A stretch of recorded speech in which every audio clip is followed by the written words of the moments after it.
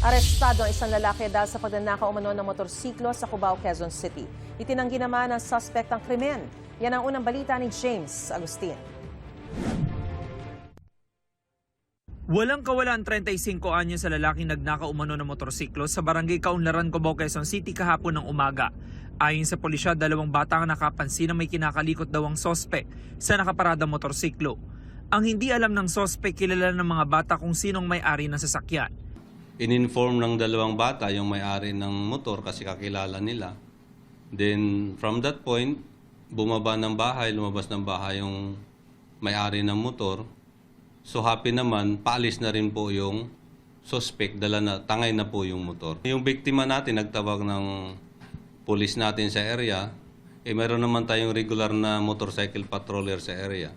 Nang maaresto ang lalaki, nakuhanan siya ng baril na kargado ng mga bala na nakatago sa sling bag. Wala siyang maipakitang dokumento.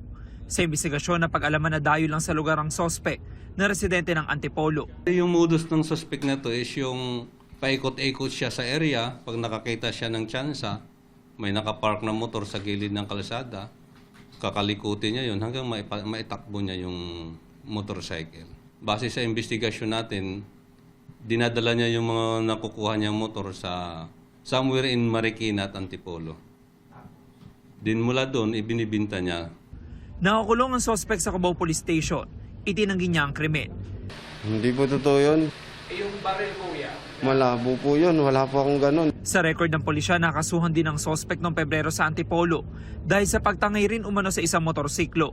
Maharap siya sa mga reklamong paglabag sa New Anti-Carnapping Act at paglabag sa Comprehensive Firearms and Ammunition Regulation Act. Ito ang unang balita. James Agustin, GMA News.